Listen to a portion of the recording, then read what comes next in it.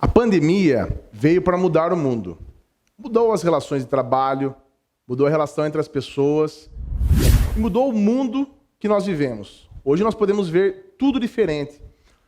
Muitas coisas já estavam se preparando para que fossem digitais, telepresenciais, mas o fato é que a pandemia antecipou subitamente essas mudanças. E no âmbito do Poder Judiciário, isso também aconteceu. A pergunta é: a lei estava preparada para receber do dia para a noite essa alteração tão drástica? Mudou alguma coisa? Vai existir confronto entre a lei e a nova realidade? Quer saber mais? Anota aí.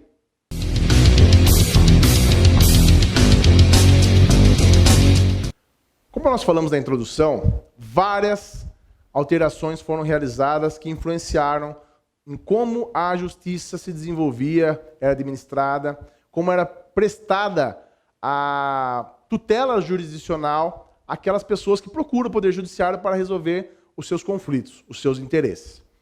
A questão é que muitos princípios, principalmente de ordem processual, foram alterados do dia para a noite. Porque muitos dispositivos legais, eles visavam a realização dos trabalhos, ou seja, audiências, produção de provas, pessoalidade. Nós entendemos por pessoalidade o contato realmente de seres humanos. Juiz, promotor, advogados, defensores, o próprio réu, acusado, tudo isso, ele tinha uma razão de ser. A lei ela fez uma previsão para que o juiz ele pudesse ter acesso pessoal às provas durante a produção.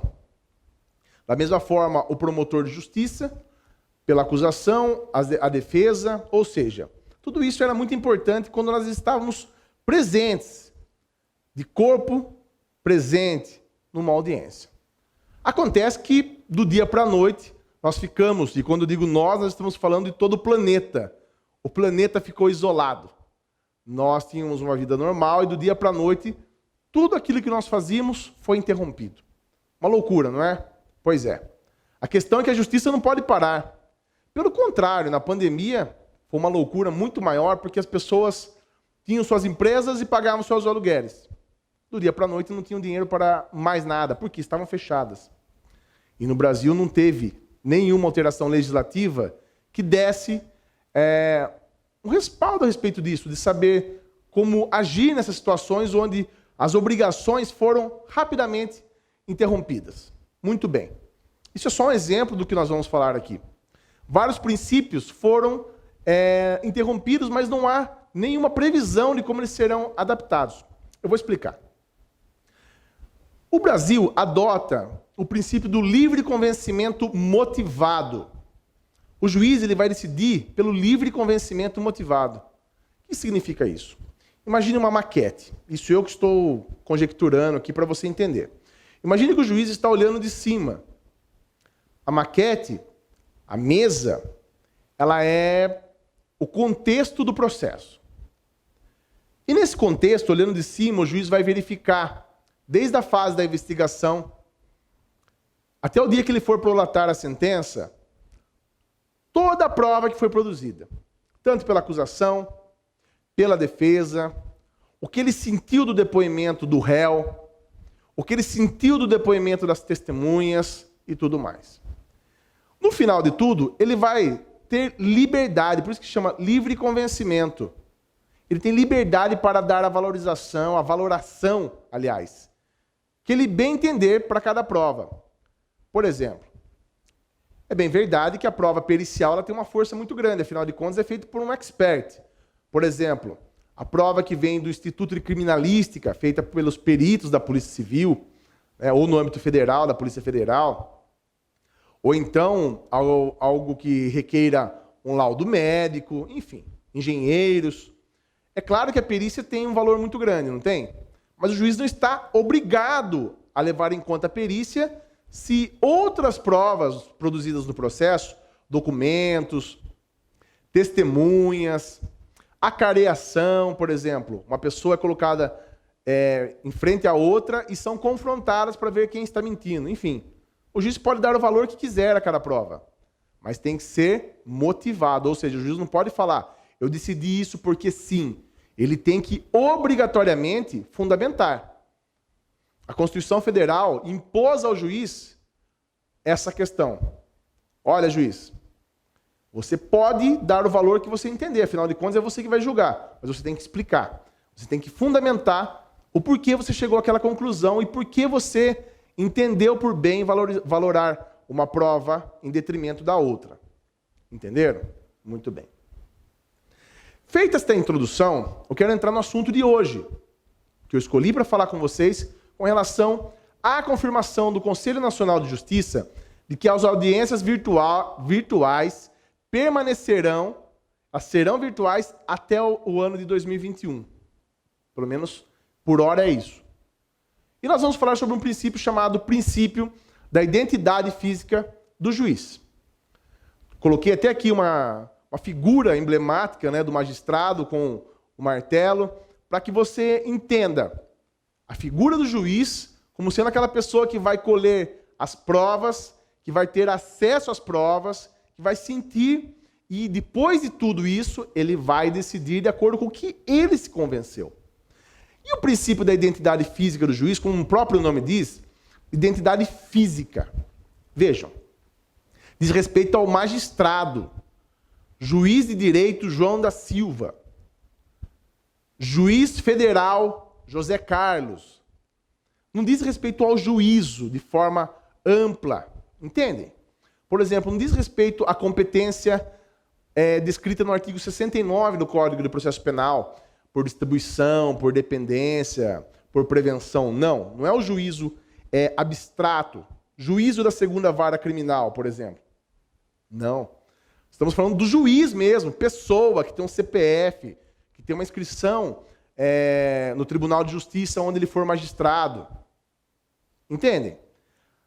O que prevê essa questão, trazida por esse princípio, é de que o juiz que colheu a prova, o juiz que teve acesso à prova durante a audiência, durante a oitiva das testemunhas, durante uma eventual acareação, ele deverá ser o mesmo juiz a prolatar a sentença. Na verdade, esse princípio ele visa impedir que ocorram injustiças. Imagine, por exemplo, vou te dar um exemplo para você entender. Ter lido livros e ter assistido filmes a respeito do livro, não é?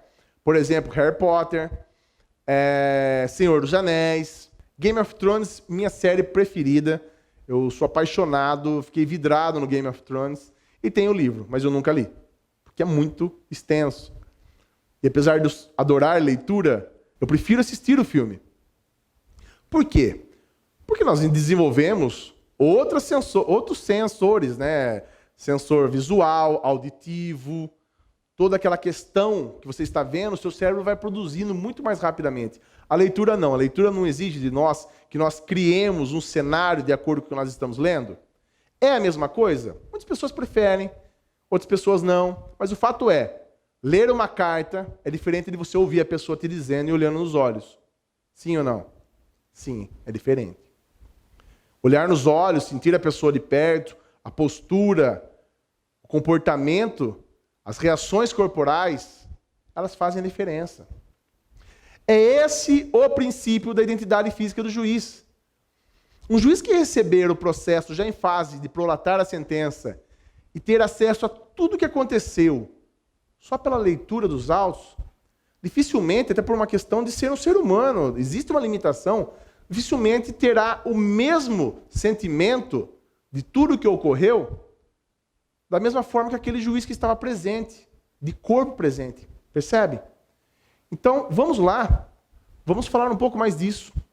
Primeiro eu quero ler o artigo 5º da Constituição Federal, que é o primeiro fundamento que a doutrina diz que embasa esse princípio. Diz o seguinte, vocês já conhecem o artigo 5º, ele também é bem conhecido, mas vale a pena fundamentar, primeiramente, na nossa Constituição Federal. Todos são iguais perante a lei, sem distinção de qualquer natureza, garantindo-se aos brasileiros e aos estrangeiros residentes no país a inviolabilidade do direito à vida, à liberdade, à igualdade, à segurança e à propriedade nos seguintes termos. Aqui nós vamos para o inciso 37. Não haverá juízo ou tribunal de exceção. O que significa isso? Nós não vamos falar especificamente disso hoje, mas, voltando, tenho falado nos outros vídeos, a Constituição Federal de 88, ela é totalmente garantista. Ela traz inúmeros direitos e garantias individuais para que o indivíduo tenha todas as formas de se defender das acusações do Estado, para que haja uma equiparação entre o Estado poderoso, o Estado imponente, contra o indivíduo que é bem pequenininho, perto da máquina estatal. Percebe? Nós já falamos sobre o histórico disso, então não vamos estender a respeito. Não haverá juízo ou tribunal de exceção significa você não pode criar um tipo de julgamento específico para um caso. Como um processo se iniciará? Quem será o juízo competente? Tem que haver uma lei já antes. E existe. O Código de Processo Penal, que no artigo 69, diz ali os critérios. Primeiramente, é claro, de acordo com o artigo 109 da Constituição Federal, será feita a verificação se é caso de julgamento pela Justiça Federal ou pela Justiça Estadual. E, se for caso de foro privilegiado, obviamente, ao Supremo Tribunal Federal. Pois bem, tirando essas questões, não é possível que você fale, olha, para julgar, por exemplo, o caso do Luiz Inácio Lula da Silva, ex-presidente da República, nós vamos criar um tribunal só para julgar o Lula. Oscar, já existiu o tribunal de exceção? Sim. Onde? Nazismo. O Adolf Hitler, e todo o sistema nazista, por exemplo, criou tribunais para julgar os judeus. Eles mesmos pegavam os judeus, prendiam, levavam para os campos de concentração e eles mesmos julgavam. Talvez você já tenha ouvido falar do Tribunal de Nuremberg, que é bem famoso. Então, o fator histórico influenciou a nossa Constituição Federal, que diz, não, a gente não vai escolher quem julga. A lei vai dizer previamente quais são os critérios. Beleza? Então, isso quer dizer que não será permitido o tribunal de exceção. E do inciso 53, que diz, ninguém será processado nem sentenciado, senão pela autoridade competente. Como acabei de dizer, a autoridade competente é aquela que a lei diz que é competente. Não aquele que se entende por competente, ou porque, por qualquer motivo, se defina que em determinado caso, só determinado juiz poderá julgar.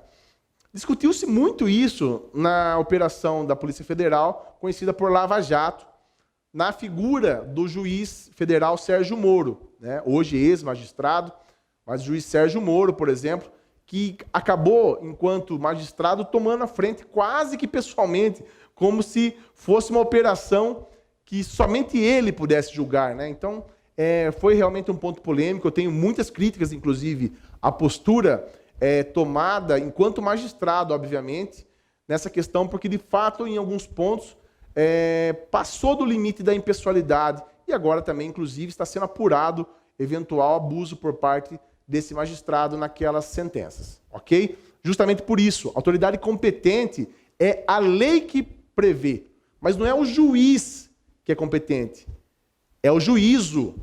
A autoridade competente é o juiz de direito de determinada vara, determinado tribunal, certo? Nesse caso, não é um juiz físico, como eu já tinha falado.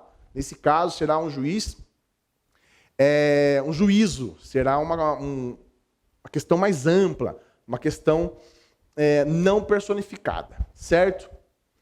Bom, aqui nós faremos também uma leitura do Código de Processo Penal. Como estou falando de audiência criminal, apesar de eu ter feito a introdução constitucional, eu quero falar especificamente do que o CPP, o Código de Processo Penal, fala a respeito disso. Mas antes eu quero dizer para vocês que o Código de Processo Penal sofreu significativas alterações em 2008. Para mim foi muito marcante, porque quando eu fui aprovado na OAB, eu estudei antes da alteração, né? Eu estudei pelo Código de Processo Penal, pouquinho antes da alteração, e tão logo eu fui aprovado e comecei a advogar, eu tive que estudar toda a alteração, e no Brasil é assim, você acabou de estudar uma lei e você tem que, do dia para a noite, se adequar a outra. Isso faz parte. Se você está estudando para concurso público ou para exame da Ordem dos Advogados do Brasil, quer seguir no direito, se prepare. O estudo nunca para por isso, porque é muito dinâmico, há muitas alterações legislativas no nosso país. Pois bem, a Lei 11.719 de 2008 trouxe várias alterações. E uma delas é a colocação no texto da lei, a positivação do princípio da identidade física do juiz. Veja, no Código de Processo Civil de 73, que foi alterado em 2015, já era trazido esse dispositivo que previa realmente a identidade física do juiz, mas no CPP, a alteração consolidou esse dispositivo. E diz o seguinte no artigo 399 do Código de Processo Penal. Recebida a denúncia ou a queixa, o juiz designará dia e hora para a audiência, ou seja, quando o juiz recebe a denúncia, lembra que eu falei nos outros vídeos? Que formalmente o Ministério Público tem que fazer uma petição inicial acusatória, dizendo: Excelentíssimo senhor, doutor, juiz de direito, fulano de tal, no dia tal, hora tal, junto com fulano, ciclano, beltrano, A, B, C, praticou determinada conduta. Determinada conduta é crime de acordo com determinado artigo. E no final fazer um pedido de recebimento da denúncia, ou seja, o juiz fala: não, beleza, tem prova de materialidade e indício de autoria. Processamento do feito e condenação no final. Certo? Quando o juiz recebe essa denúncia ou queixa, se for o caso de ação penal privada, onde o ofendido contrata um advogado e vai até a justiça, de seu defensor do Ministério Público, se for o caso do querelante, e do assistente. O juiz tem que designar dia e hora da audiência.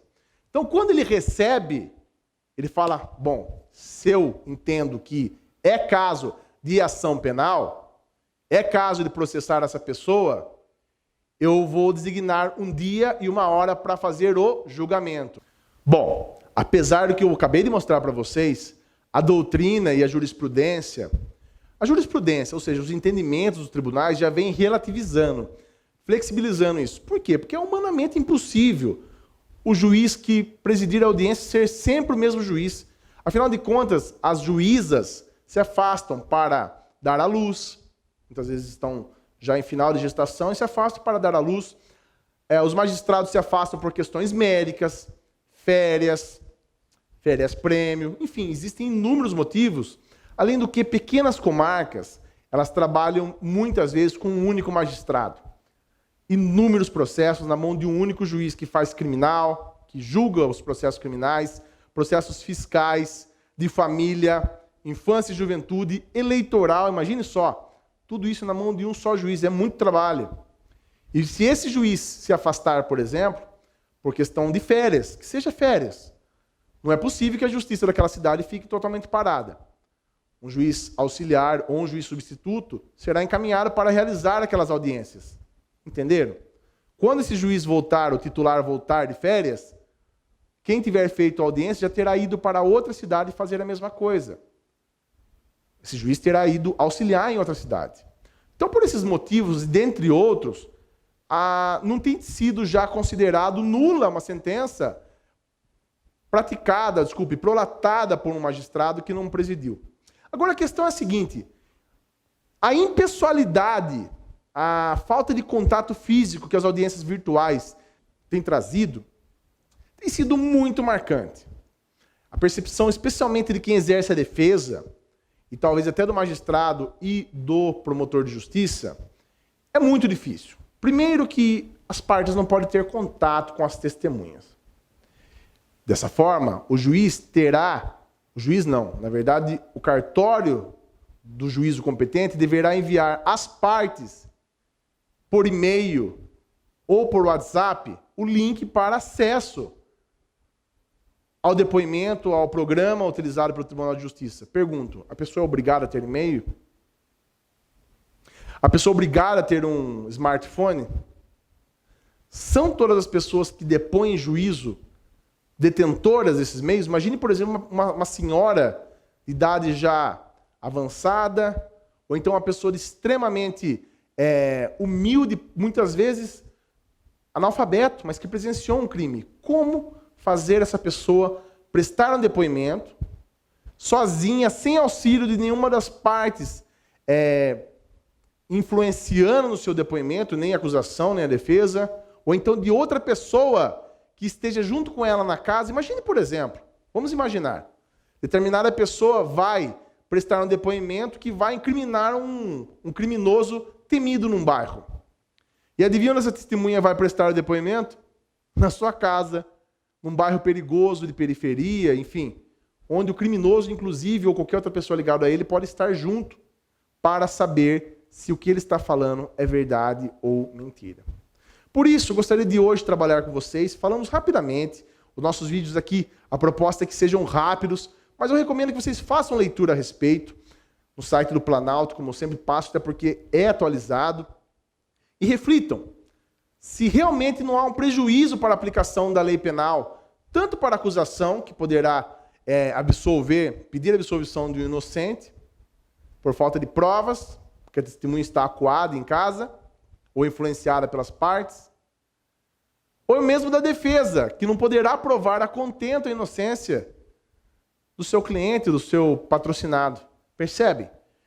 O retorno das audiências presenciais é de extrema urgência. Fica aqui o meu apontamento pessoal e acredito que muitas pessoas concordam comigo, mas eu espero que você tenha entendido qual é esse princípio e como a virtualização do planeta, do Poder Judiciário, especialmente nesse caso, tem mudado os nossos rumos. Espero que vocês tenham gostado. Se inscreva no nosso canal, Prof. Oscar Júnior. Você coloca lá para ativar o sininho, porque quando você ativa o sininho, você recebe as notificações quando eu colocar um vídeo novo. E dá o seu like, dá o seu joinha para eu saber que você está gostando dos nossos vídeos, tá certo? Nos siga também nas redes sociais, no meu Facebook, no meu Instagram e agora também no Twitter, @OscarCurso. Beleza? Valeu, até mais!